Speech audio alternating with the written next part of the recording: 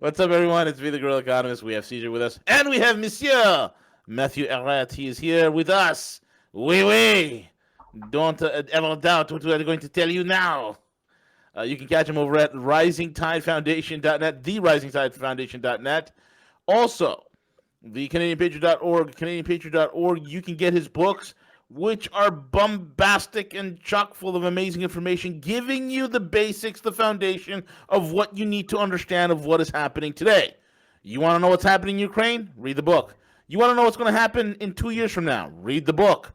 Matthew entails and details all the forces at play, the architects, the ideas, the idioms, all of which fashions and festoons the current geopolitical environment and crisis that we're in and where we're going to go. Know the truth, know the game. Matthew Arrett's book, get it. Matt, without further ado, the floor is yours. Damn. That is you are a great promoter, man. I thank you for those kind words and for putting the shining light on the book. I don't know if it does all of those things, but it definitely will make you smarter on a few very important points. In fact, I was really happy. I got my my hard copies. Oh damn, my screen is all pixelated, blurry. Let me disable and re-enable. It doesn't do anything. So I was going to show a picture of this book with Benjamin Franklin. Oh, is that the third volume? Yeah, the third volume is here.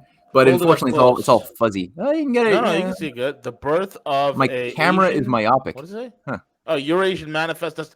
Yo, dude, when is that bad boy coming out? It's out. It's now officially out. It's ready. It's available. I'm page behemoth. So it completes the sort of trilogy. I'm really happy. So if anybody wants a copy, if you don't have the money, just send me an email. I'll send you a free one. And I like the fact that, see, part of the way this thing kind of worked together as a trilogy is the first one had an unfinished painting of Ben Franklin, right? Like the Unfinished Symphony. Yeah. So that was supposed to celebrate the conclusion of the American Revolution in 1783, but the British didn't want to come and sit for the painting. That's the Peace of Paris. Right. So it remained unfinished by Benjamin West. So that was sort of the idea. Is the U.S. is an unfinished symphony. It's an unfinished painting. It was never complete or crystallized, as many people have falsely been led to believe. There's always been a deep state. There's always been a fifth column, loyal to a very satanic force that always remained within the United States, acting sometimes like a patriotic American institution, but never itself being patriotic.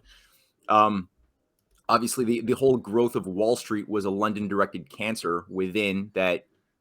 If you want to know why every single American president dies, you can't understand it if you don't look at this British-directed fifth column of Wall Street and their associated bureaucratic traitors. It won't make any sense. So that's where that one came from. Then the second volume has the open versus closed systems with JFK's big new and a big explosion. Oh, Ziggy. No, his son is the ambassador to Poland, eh? Yeah, I didn't know that. It's messed up. Yeah, well, that's the thing. Like when it seems like his daughter is with a potential murder suspect. Another Ted Kennedy kind of. Yeah. It's weird. Eh? Like as soon as you're evil and sociopathic enough, you're endowed with a magical abilities dynasty for your kids to be little sociopathic prostitutes for the empire. It's I don't know whether you're doing them a favor or not. No, you're actually condemning your kids. Like that's the thing that blows my mind, right? The oligarchy, they actually really want to have these little dynasties for after they die, for something for their kids and grandkids to also be a part of, as far as like house slaves, upper level management. But you're condemning your entire, all of your unborn kids to a life where they are just these brutal, self-brutalizing anti-humanists who are like these little Igors, essentially, with yachts, but nothing more than that. It's disgusting. It's filthy. And this is what Putin as well. He really intervened on this quite, and he is currently intervening on this in a series of speeches. So is Glaziev of the Russian fifth columns. Good. And we read one of the more recent speeches, but one of the points that Glaziev just made yesterday in an op-ed is that he went through the different techniques being deployed right now by the oligarchy to try to disrupt Russia through, obviously everything going on in Ukraine. Everybody knows about that. Economic sanctions, which are doing a certain amount of damage still. I mean, Russia is doing well in the sense that they have China, they have the whole Eurasian alliance, but it's still hurting. But he made the point as well that struck me. The way he said it is a concern that the oligarchy, by having confiscated a lot of the property, the yachts, the mansions of the enemies of Putin, these Russian oligarchs who are living in sanctuary in Florida, New York, and London. Glaziev made the point, like they are being used right now, these greedy scumbags, being basically offered bribes, saying we will unrelease your confiscated assets, your yachts, and everything else if you do what you got to do, as far as like a coup d'etat in Russia is concerned. Now, Glaziev is pretty optimistic that this is not going to work, but it's still this is an important factor in the big game as well, right? To keep that in mind, because Putin's doing he's doing a good job, but there are these points of weakness that are worth keeping in mind as well. So that's a point of concern. But overall, the thing that really got me, did you guys see this interview that just went up of Zelensky's former advisor who gave an interview in Russia? No. Oh, it's good. I'll do a little share screen here. He basically, it's a bit of an embarrassment, I think, for some people. Let me just open it up here. Oh shit! You guys don't see that, eh? No, share screen. I can hear it. Oh, okay, I got it. Sure. All right, see that guy? You see Yes. Andrei Bogdan? Okay. Yes. He's the former, as it says, head presidential administration of Ukraine, the advisor to Zelensky up until 2020. And it's a short 36-second piece, but he basically just blew the whistle because everybody is obviously glorifying Zelensky as the modern Martin Luther King Jr. And it's the Russians who are, holding back all diplomatic, peaceful channels to end this conflict. No, he literally you gotta just hear him. Как Путин вел себя с Зеленским? Уважительно. На вы? Да. Подчеркнуто уважительно. Очень. Чувствовал, что он хотел найти какое-то решение там проблемы. Я не знаю, из каких языковых, политических. Мне кажется, что мы его как-то жестко кинули. Путин. Обещали одно, сделали другое. Ну, да. Мы обещали одно, сделали ничего. Yeah. Straight wow. Up. There you go. But I thought the Saint Cocaine, Zelensky over there, the one who can't do no wrong, who was the second coming of Jesus Christ himself, the savior of the world, Martin Luther King and Gandhi all rolled up into one. He is looking quite terrible at this point, Matt. That's an understatement. No, they're really feeding him whatever is needed to keep him going on. We know that on the ground you've got the Azovs and the others being fed war drugs galore. This guy, I mean, everybody knows this guy's a cocaine head. He had at one point he was like tripping out and he made like some sloppy selfie, kind of like a Roseanne Barr moment, and he's just like ranting. And at a certain point, he's like, I love my kids. And he like turns his phone to his desk in the presidential or whatever office he was in. He shows you his desk with the pictures of his kids. And right below the picture of the kids, you've got obvious lines of cocaine. Of course. He tried to like brush off the felt. He couldn't do it. Just terrible. Yeah. It's wildly absurd, but this guy is pathetic as well. And they're just working so hard to just, I don't know how, it's really a game of perception in the mind of the oligarchy. Reality doesn't exist. It's all about who can just shape perceptions. And, like even, what was it? The Mind Wars thing, right? Like Mind Wars was a NATO document where they literally laid it out saying like, I got the quote here. I just wrote it down for a presentation I did this morning, just to remind people like how the battle is being played in the document from 2020. The NATO architects of this thing, they point out that, conventional warfare has been asymmetrical. It's been proxy warfare. It's been economic warfare. It's been hard war, like old school warfare, kinetic. And then he says, but there's a new 21st century type of warfare that will become the main priority. And he says it directly. He says, while actions taken in the 5 domains of warfare are executed in order to have an effect on the human domain, cognitive warfare's objective is to make everyone a weapon. And questions like, is he talking about Americans? He's talking about Russians? He's talking about Chinese people? He's talking about everybody, right? This is what NATO is talking about. It's making everybody a weapon. The brain will be the battlefield of the 21st century. Humans are the contested domain. Future conflicts will likely occur amongst the people digitally first and then physically thereafter in proximity to hubs of political and economic power. The human, right? It's the way they speak like they're not really human. They're looking at these weird things called humans that we have to manipulate. The human is very often the main vulnerability, and it should be acknowledged in order to protect NATO's human capital, but also to be able to benefit from our adversaries' vulnerabilities. The objective of cognitive warfare is to harm societies and not only the military. That's a direct quote. I did not make that up. We are human resources. Yeah. You know, you want to really nosedive into that, right? If you want to do a deep dive. It was right after 1929, right? Right after 1929 when the United States, and this has been scrubbed from a lot of history books, but there have been a couple of writings. In fact, there was a congressional law that was that came into being, which is HJR 192, because of it. And that is in 1929, there was a default, and this is right in the height of the Great Depression. There was a default by the United States on its debt, and this is when there was a financial or a reordering. And this is, shortly thereafterwards, you've had a restructuring of America's debt.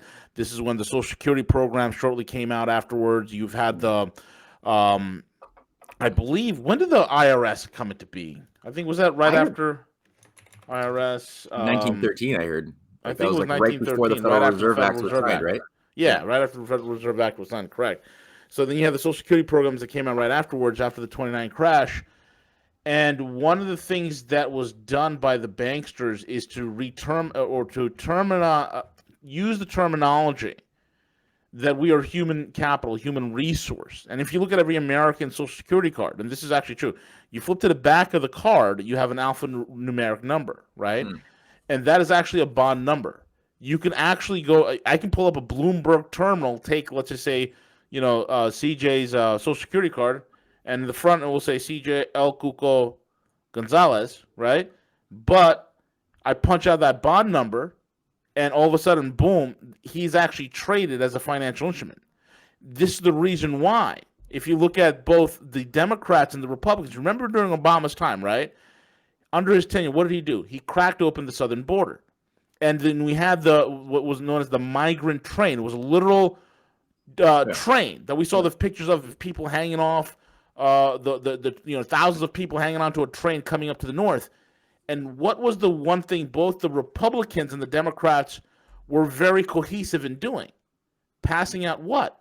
Social Security cards. Now, on one level, they'll say it's for taxation purposes. But the other level is this. It's a financialized instrument. It has a monetary value. It is there's a derivative on the Social Security card that is traded. So you technically are a human resource. You technically are traded in Wall Street. This goes to every facet of American society, even down to a court case. You get pulled over in New York, you get a ticket. You go to the courthouse, you try to pull the docket number. There's actually 2 docket numbers. There's a longer docket number, or I forgot the exact name. I think it's called the full breadth docket number, something like that, right? The actual full docket number, which is I believe about 15 or 16 digits. You punch that into a Bloomberg terminal, right? What we use in stock trading, right, on the street, and all of a sudden you find out your court case is something that's traded upon as a derivative. Every aspect. This is the nefarious financial aspect that not very people have even seen or know about. It's something I'm very privy to. It's that's wild. Interesting. And how? I mean, because this is something that I also haven't really researched. So what you're saying is piquing a lot of my curiosity. Think about this. So how does that monetize? Like once it's, what type of derivatives do they associate? How do they justify it in their fucked up logic? Yeah. As being something you could tie a derivative to and then monetize through bets and other things. Like how does that work? And how does it increase or decrease financially based upon your tickets or not, or whatever your life's decisions? How does that affect the value of whatever your social security? The actual multipliers and metrics are still something that I'm digging through. It's a very closely guarded thing. It's something that I'm trying to get all the details on what derivative market specifically. But I will tell you a couple of hints and clues that has given us a picture of what has been happening. Do you remember during the 2008 financial collapse, right? And if you remember back in 2012, 2013, and back then I actually came out with the warning that there's going to be hit teams in operation in Wall Street, that bankers are going to start getting killed, and they're going to start calling it a suicide, right? And shortly thereafter, I was infamous of this. Bloomberg Vision actually did a hit piece on me, calling me crazy for saying it, right? So that's how you know this. So as soon as I went with my warning in November 2012, and again in January of 2013 on no less a Canadian radio show, okay, I put out that warning, and then soon thereafter, I believe it was Gabriel McGee that was thrown to his death from the 33rd floor on JP Morgan's headquarters in London, in the city of London. Then, right after that, Ryan, Jesus Christ, I forgot his name, Ryan King, I forgot what his actual last name was, but this guy named Ryan, JP Morgan's head of trading in New York City, was also killed. He was 36 years old, died mysteriously from a heart attack in his room. Now, the funny thing is this. One thing that I know from working on the street is this. New York and London always talks. Who was Gabriel McGee? Well, he was the head of trading, and he was the head of IT. Who was Ryan? Ryan was the head of trading, was the head of IT. So Gabriel and Ryan know each other. Gabriel and Ryan know all the trades. What was happening in 2013 that was so egregious, that was so sideways, that it was bringing a lot of heat? The London LIBOR? LIBOR was one of them. This is the precursor to LIBOR. And this is how it affects LIBOR. Oh, man, I'm seeing a lot of shit right now. Here we go. Do you remember the London whale trade? Right? Yeah. London whale. The famous trader, his name escapes me at the moment. I know the guy. Yeah. His trade, when JP Morgan was bragging that they've had over 360 some odd days with no trading losses, then the London whale trade happened, and the trade went sideways. Okay, and that I'll tell you that trade that went sideways, London whale. Yeah, here we go. London whale at JP Morgan. At that time, they said, "Oh, it's only a $1 billion trading loss, right?" Then $1 billion became $6.2 billion, right? And then $6.2 billion became $21.3 billion. And I said, "Listen, this trading loss is north of $120 billion, okay?"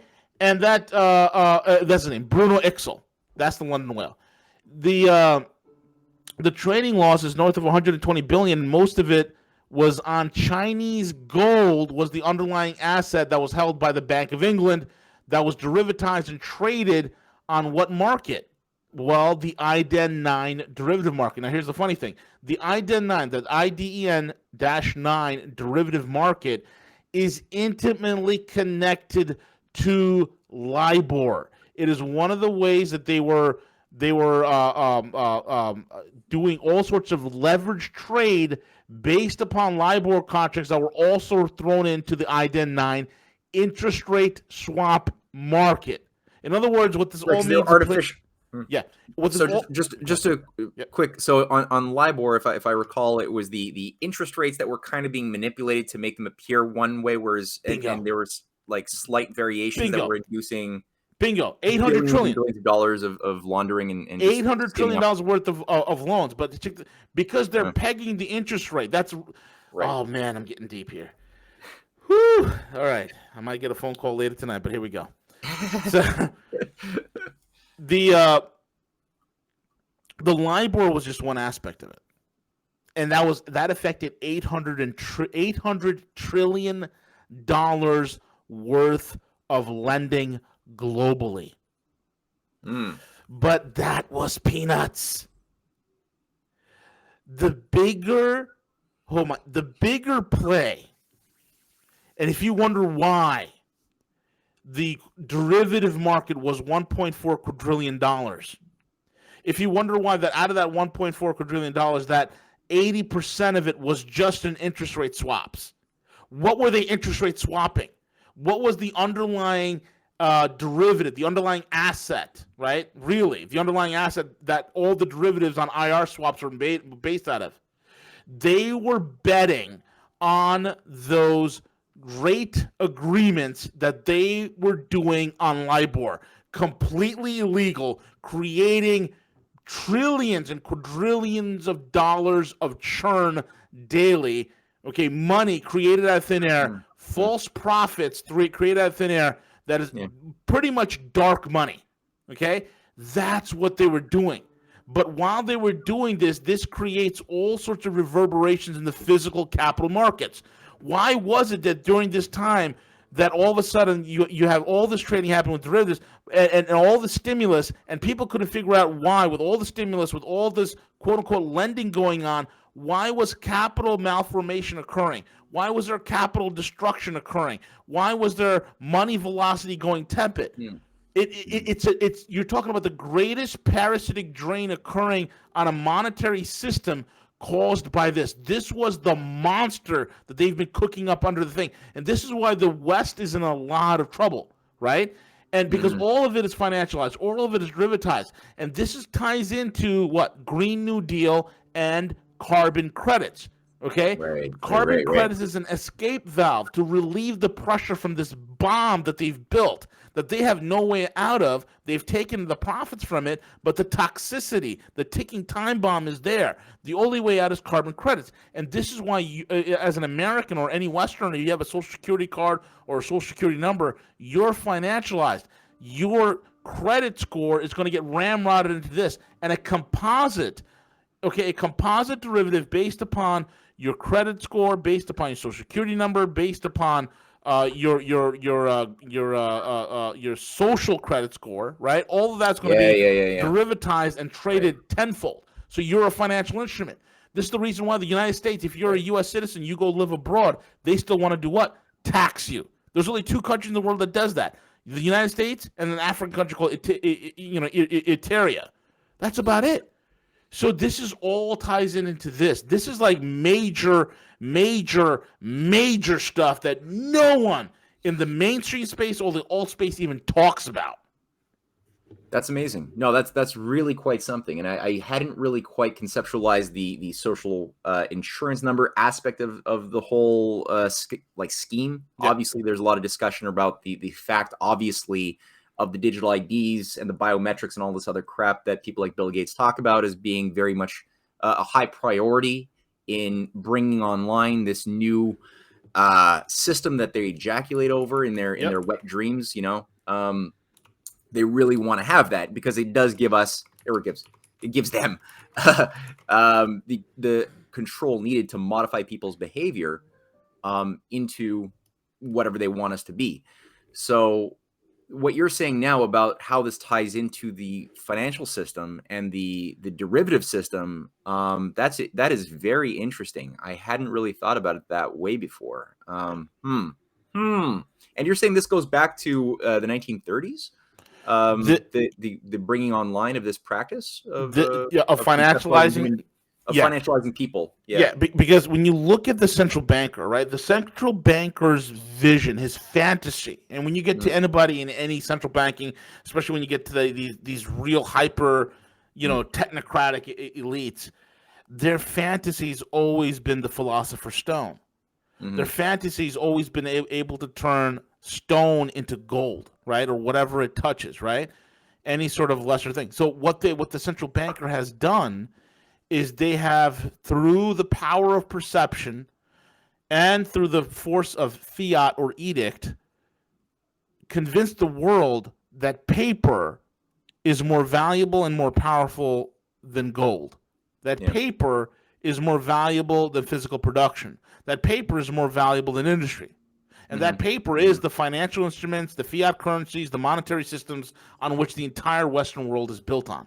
Right. You know? Which, I mean, in the irony of the whole thing, though, ultimately, is that the oligarchy, whenever they do achieve these sorts of things, it's not like it ultimately benefits them in the long run either. They just sort of create a cage that they themselves have to now sit in with its own limitations. And I was just thinking a little bit about the Midas touch story. Yeah. You know, the story of King Midas, who just really wanted to have the power of turning everything into gold. He was obsessed with gold. Now, at this time, I'm for, don't get me wrong, I'm for a gold-backed system of money, the way hopefully Russia will do sooner than later, as far as pegging the ruble to gold. But there's a fight in Russia around traders who don't want to do that in the Russian central bank, and people like Glaziev and others who are very much for that and understand that that's an existential important fact. But then the story of King Midas is great because, you know, King Midas finally gets what he wants and everything he gets turns to gold and he's super happy. But then he realizes at a certain point, well, I have to eat. Yeah. And everything he touches, chicken, cake, whatever, becomes gold. And it doesn't take long for him to realize that this was a real Pyrrhic victory. And he's going to basically die. This is his wish to get what he wants, and it being fulfilled is ultimately the thing that seals his fate. It's kind of like that for the oligarchy too, right? I mean, you look at what if they get this Green New Deal system, if they wire the whole structure of value onto activity, which is going to reduce the capacity to sustain civilization, you know, down to their computer models. I think they want 1 billion, maybe 2 billion. As far as their computer models say that that's what's sustainable. So let's say they do that. They shut down the food and agricultural system. They shut down the industrial base, right? They get everybody addicted to decarbonization with windmills and solar panels that are somehow carbon neutral, although it's not true, right? The fact is you got to produce a lot of pollution to just mine the materials, the rare earths and other things, just to simply build a solar panel in the first place, which is way more destructive than any type of natural gas company you can imagine. The other thing too is, like, let's say they then all of a sudden create assets, like these weird green assets for ecosystems. Yeah. Oh, this is what you're getting at here on the screen. Exactly. Let's say now they have a new type of asset class that allows you to then say, okay, this ecosystem with its level of biodiversity is going to be worth this amount of money that we can then like insure, trade, and this is what they're already doing. Yeah. So let's say they do that, and everything then becomes untouchable, or all of the parts of the world, what is it, 30-30, right? 30% of the world's surface is going to be untouchable by 2030. So at that point, they're going to shut down the means by which they themselves need to, like the oligarchy hates the creative thoughts that cause new technologies to come into being, but they need to use electricity. They need to use the means of production that were created originally by smart people not thinking in an oligarchical way. So then without that, they themselves end up atrophying as well, just like the Roman Empire did when it finally achieved what it wanted. And ultimately the last couple hundred years was just them decaying and then parasitically fighting each other. So families were backstabbing other ruling families when scarcity got like higher and higher over generations in the Roman Imperium, to the point that they just they were looted and destroyed by finally Visigoths and Vandals and Huns that were more than happy just to do a rampage. Yep, it's the same thing. It's like there's a point when these guys think that they're literally the most dangerous thing that can happen to elites of a country or a civilization is for them to start believing their own BS. And the problem with the Western oligarchs and the Western elites, they believe their own BS. They believe that they can manage and control chaos. And that is something that Ian Malcolm in Jurassic Park, the first movie, has carefully showed all of us. You cannot control chaos. Chaos is uncontrollable. and life does find a way. And this is the problem with them. In their obsession to somehow be the lords of destiny and to escape death, they themselves have created a death machine that they themselves will not escape from. It's a nihilism, and you see it within their own within those that follow their very worldviews. You know.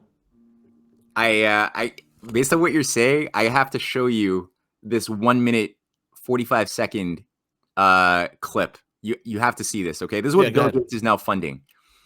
Okay, in terms of like unleashing chaos, this is the guy who's like putting millions and millions of dollars into the project to fight global warming by blocking out the sun by releasing particles that they think can then reduce the solar impact onto the Earth by a factor of whatever 10% or something, and then fight climate change. So this is the guy who's doing that.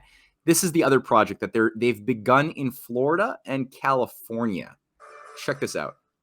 Millions of genetically modified mosquitoes are set to be released in California and Florida to reduce the number of disease-carrying mosquitoes. The Environmental Protection Agency on Monday approved the plan to further test the modified insects. The mosquitoes were... The EPA approved this. This is the EPA that won't allow you. You have to wait 9 years to cut through red tape in the EPA if you want to just like have an extra bus stop in your city. They approved releasing genetically modified mosquitoes indiscriminately to, well, she'll say why. Created by UK-based biotechnology firm Oxitec, which is funded by the Bill and Melinda Gates Foundation in an attempt to prevent insect-borne diseases such as dengue fever, yellow fever, and the Zika virus. It's like, how serious has dengue fever and Zika fever been in Florida and California over the past century? Like, really? Nothing. You're gonna, it's a joke. And you're gonna do this to stop something that hasn't been an issue, and I don't think ever in Florida and California. Okay, but anyway. The genetically modified male mosquitoes, which do not bite, will be released into the wild where they are expected to mate with females to pass on a lethal gene that will effectively ensure their offspring die before being maturity. Millions of the mosquitoes were released in the Florida Keys last year in a test project, and the EPA has authorized the... That's right. It already happened. I didn't notice that. I didn't see that in my newspaper. Yeah, it's already a thing. And we don't know what this is going to do in the ecosystem. No, we have no idea what these things will do. These men are playing like godlike games, and they don't know what the hell they're doing. It's sick. It's absolutely atrocious. I mean, I'm smiling because it's like absurdly, almost sickly funny. Because I mean, but yeah, it's absolutely sick. And here we keep going. Florida and 4 counties in California, pending approval from the state's regulators. However, there have been concerns about what impacts releasing the mosquitoes could have on public health as well as the environment. No shit. Dana Pearls, Food and Technology Program Manager with Friends of the Earth, an environmental advocacy organization, told USA Today this is a destructive move that is dangerous for public health. Okay, well, that was one common sense voice, but it's not stopping them. So yeah, this is just, I mean, one of many things. Like I said, this is the same Bill Gates who's blocking out the sun. That's not me making that up. They're actually like, this is not just the Matrix script. Not that they want like the whole sun to be shut down, but they actually think, according to their computer equations, that it's a good idea and that it's viable to spray aerosols with, I think, some form of light carbon that will cause the reflection of the sun's rays before they like enter into the atmosphere, and that thus reduce like 5 to 10% of the overall mean heat, like average heating of the Earth by 2050 by doing this every single day. Like no consistency with themselves, because for the past 30, 40 years, the whole argument has been to be good and eco-friendly is to be sustainable, meaning respect nature as you see it, even if that means shutting down infrastructure, shutting down things that would otherwise alleviate human beings from poverty, right? And scarcity. If that means making people suffer, you do it because nature is pristine. It's a sacred balance. And here you go with these people actually pushing to release mosquitoes to fundamentally, is it just mosquitoes? Is that all you're going to do? You're going to like remove the mosquitoes and then nothing else changes in the ecosystem? I'm not against modifying the ecosystems. I'm not against that. I don't believe in fixed ecosystems. I think we can make ecosystems better or worse, depending on the wisdom or folly of the ideas we put into action, right? I think you can green a desert. and have more biodiversity. I don't think a desert is a natural thing. And oh my God, who just V or CJ? Who just shared that screen? What is this? CJ's link right there. Researchers turn mosquitoes into flying vaccinators. Here's a study to file under unworkable but very cool. A group of Japanese researchers, because they're a bunch of patsies and lapdogs of Western oligarchs, has developed a mosquito that spreads vaccines instead of disease. Even the researchers admit, however, that the regulatory and ethical problems will prevent the critters from ever taking wing. But don't worry, Bill Gates is there to fund you with some cash and release it near a state near you. Wow. It's insane. That is, you can't make this stuff up, eh? This is actually, that's Science Magazine, eh? Yeah, okay. Ha! Look at that. Well, you know, look, I mean, as far as if we're going down this path here, like there's currently, they're already doing this, but they're trying to create now laws to advance this even more. Oh yeah, could mosquitoes deliver malaria vaccines? Oh, that can't be misused. Great. Yeah, of course. Of course, they're thinking on these terms. Bill Gates cares about us. Yeah. Wow. Yeah. This is the guy who was like found, you know, he is the most hated guy in like Bangladesh and India because he was complicit in providing tetanus vaccines, funding and bankrolling, including in Kenya, that sterilized God knows how many millions of women between the age of 16 and 45 who got tetanus vaccines sponsored by Gavi and the Bill Gates Foundation, which simply accidentally just mistook one of the important molecules inside their body that is important for placental formation and just killed that instead. Oops, what a mistake. Oh yeah, and there's the sociopath in action right there, eh? He scored a lot of points from his masters for holding on to this thing. That was during the Monopoly. I can't wait till this guy drops dead. I really can't wait. He needs to die. Soros needs to die. They need to just drop dead. I can't wait. Not that we're advocating this at all. It's just we're not advocating violence. We just want the natural course of events to take place. Hopefully, you know, he gets COVID or one of his genetically modified mosquitoes bite him and put an end to him. Yeah, exactly. In a totally natural way that has nothing to do with anything we're saying. Look at this now, yeah, it's pathetic. But this is the thing. Like, these are just synthetic, quasi-autistic Asperger type. You know, I mean, you could be a moral, well put together person with autism, and I don't want to downplay that. But I'm just saying, like, they select certain types of like people. Whether it was Isaac Newton back in the day, autistic Isaac Newton, who had just not a developed sense of self-identity. There, like, his ability to self-reflect in a way that has your humility tied to your identity, and that's just, it's inhibited in certain types of people. And when you look at people like this, they're ideal. They don't have access to that sense of compassion in a strong enough way, and that's inflamed especially by his programming that he was given when he was a kid, handled by people I can't even imagine, and approved of by his father, Bill Gates Sr., Planned Parenthood eugenicist himself. You know, it's like what we were saying at the beginning. You pity these people who they want to be so evil and in bed with the right powerful groups like Bill Gates Sr., right, who really just wanted to be liked by David Rockefeller, such that he was so happy that his little kid was going to be used by the oligarchy or anybody on these there's chemtrail thing there. Yep. Well, that's another thing, right? So you got weather modification things, all sorts of weird things that have been used, which demonstrate that the actual oligarchy doesn't adhere to their own principles, right? The idea of respecting nature is really just for the plebes, not for themselves. That's why also, you have things like, I guess what we're seeing there are all the different planes, right? That's the, yeah. And what you see, like with, Prince Bernhard or Prince Philip of the Netherlands going on safari, killing like endangered species, where these are the guys who co-founded the World Wildlife Fund for Nature, which is supposed to be all about protecting the sacred, pristine, untouchable nature, right?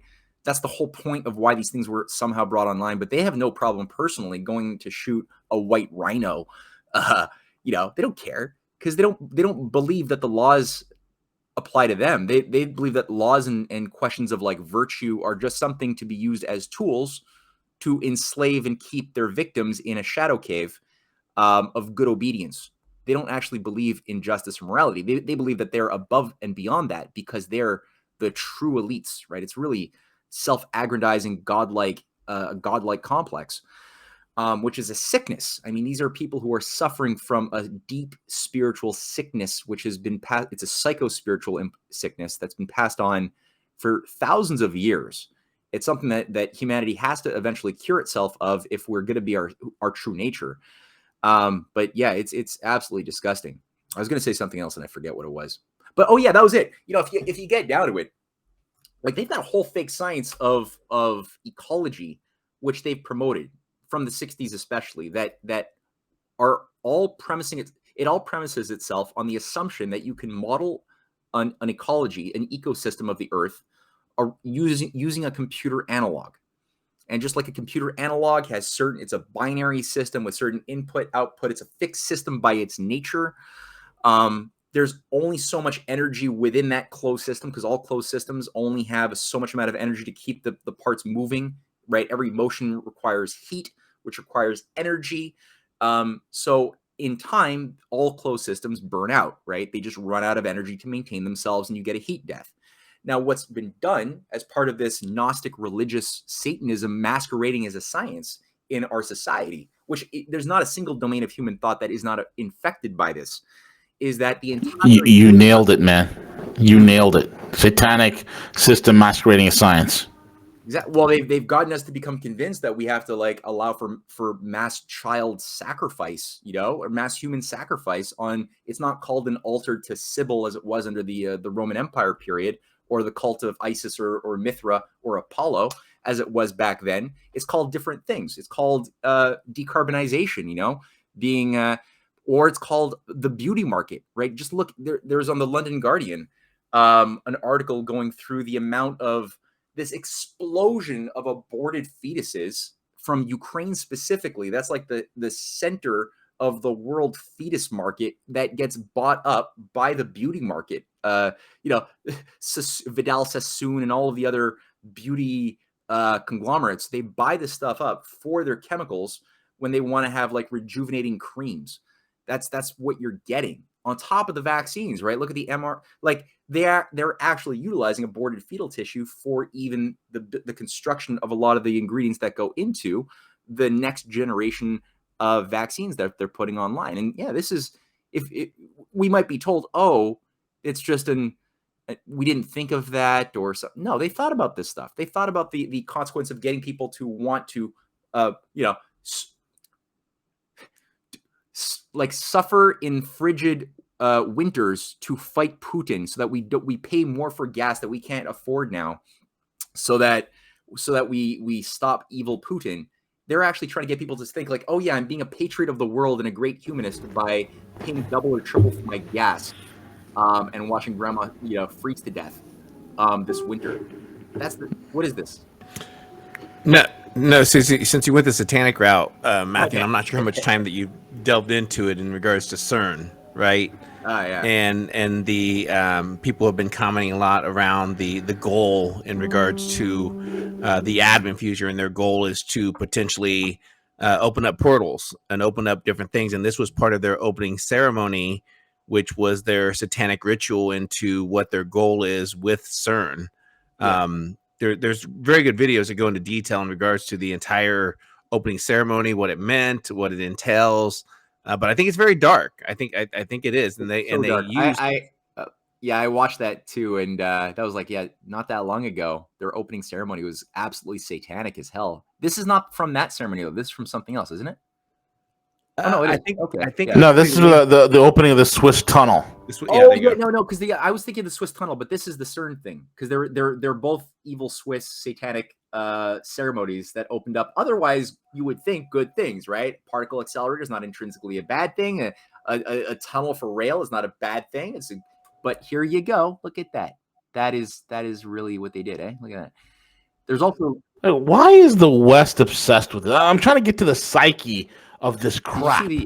Like, why are they obsessed with this? Well, it's because the Roman oligarchy never really disappeared, right? This is just good point. Newly costumed cults that were approved of by the Committee of 15 that controlled the Sibylline books of ancient Rome, the ancient Roman Empire, that were, you know, this is the books that were finally destroyed in, I think, the 5th century, but they were there from the 500 BC to 500 AD. And they were the compilations of the mutterings of Apollo, as spoken through the drugged up dope priestess who would get bang raped by these priests of Apollo at Delphi. And they recorded some of these mutterings that would then be interpreted by the experts. It was like a consensus body of experts called the Committee of 15. They ran all of, if Rome was going to make a decision, especially after it became an empire, in terms of a decision to go to war, a decision to make peace, like, do we go to war with Carthage or do we continue our peace treaty with Carthage? Well, let's go and see what the Committee of 15 says we have to do. And they will tell you what the gods, what Apollo, who is otherwise known as Zeus, who's otherwise known as Marduk. It's all just different names. In Babylon, it was called Marduk, right? That was the cult of Apollo. It was Marduk. And then when they took over, that was the king of cults. So you had like subcults, each one getting a license to operate within the cult. So it's it's kind of a pyramidal system. The highest one was the priests of Marduk. That when they took over Persia, at a certain point, Babylon wasn't getting what it needed to do. It needed a more economically mighty power, and so it subverted and took over control of Persia. That's when Cyrus the Great, went and when he basically, they say he conquered Babylon. Not really. Like, the first thing he did when he got into the gates of Babylon is he paid homage to Marduk. That was the first thing he did. He sacrificed and paid homage to Marduk. And then say what you want about Cyrus the Great. Maybe he had some good sides. Maybe he did. I'm open to that possibility. But I can guarantee you, like, all those who came after him continued to expand a new global hegemon, a one world government. Effectively, was their aim to subdue the entire world under a system of sanctioned cults. And these involved self-castration, self-mutilation to purify yourself.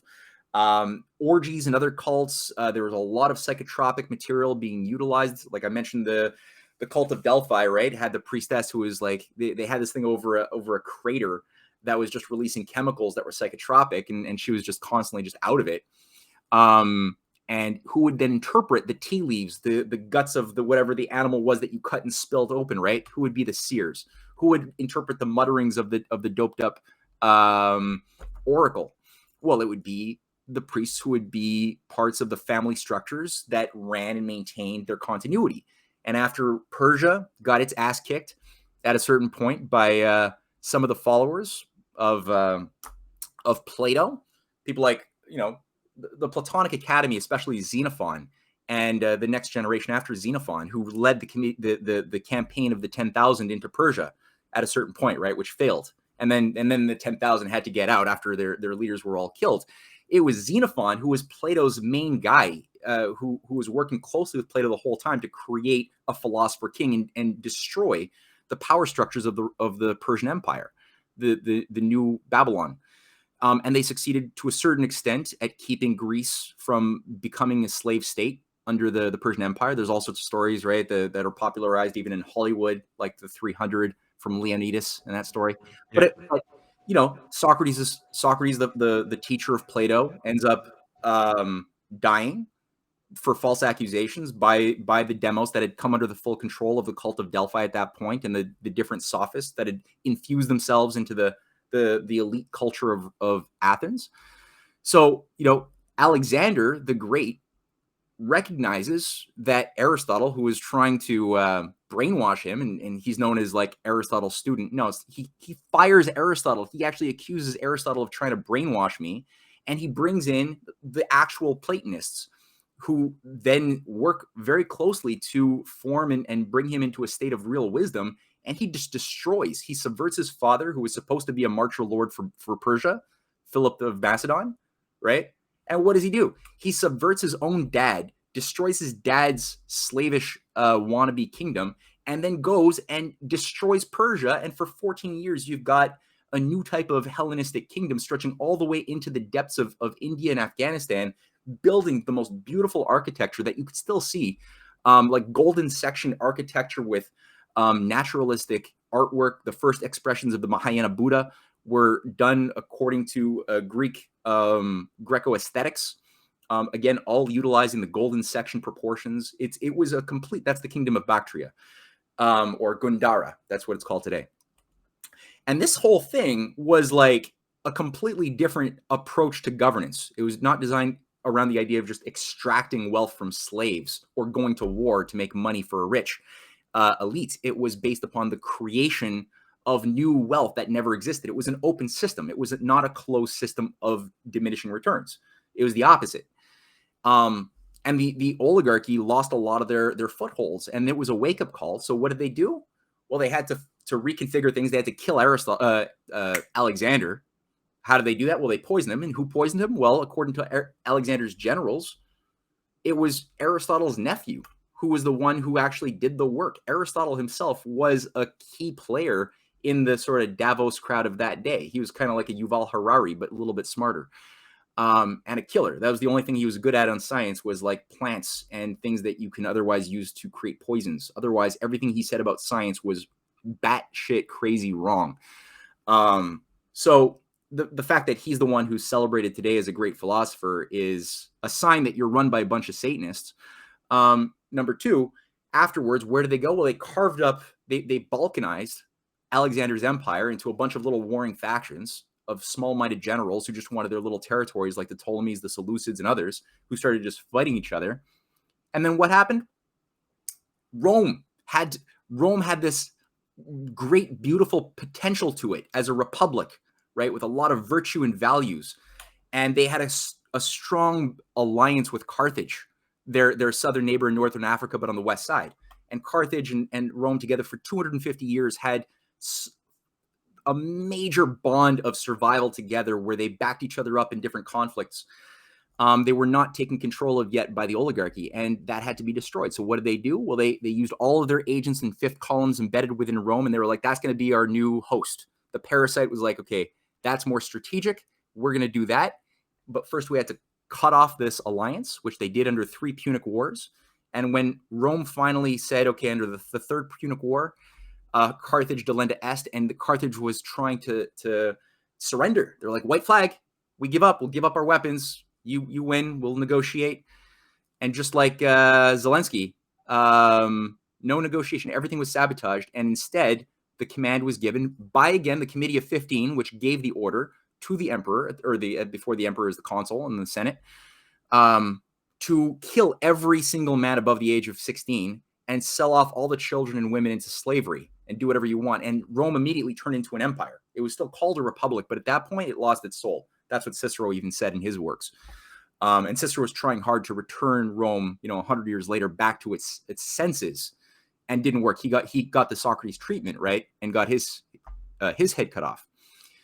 So Rome managed itself. The entire thing was, especially after it became a full-blown empire, it was cults within cults within cults. The cult of Mithra, the cult of I forget. Again, Sibyl was like the Gaia cult that was tweaked for the Roman needs. It was essentially the same thing. The worship an Earth Mother, sacrifice to the Earth Mother. There were a few others. The cult of Isis was a big one that came out of Egypt at that time. But all of them were together, and the only thing that was not a part of or playing along with the game was the advent of Christianity and a certain grouping within Judaism as well that often worked with the Christians together as two monotheistic faiths that saw themselves from the same source, that didn't really respect or obey the principles of child sacrifice, orgies, hedonism, and worshiping the cults. But and that's where that power just undid. It accelerated the undoing of the system. So this is what the oligarchy's been trying to crush from existence: is the Judeo-Christian worldview, the Abrahamic faiths, anything that has in its essence, even including forms of Buddhism, forms of Confucianism, forms of Hinduism, that all enshrine an idea that there is one God. We're made in His image, and various cultures, wrap it with different stories. But the idea that you find in all of these great civilizations who are now primarily working together in Eurasia is that no, there is a lawfulness, a goodness, a beauty in the universe which is in harmony with human beings. Each one of us is made in the image and can participate in that process, and laws are validated as good because they do that, and they're invalidated because they destroy that natural state. So this is like why they have these like it was more under the surface, I think, the Satanism up until now.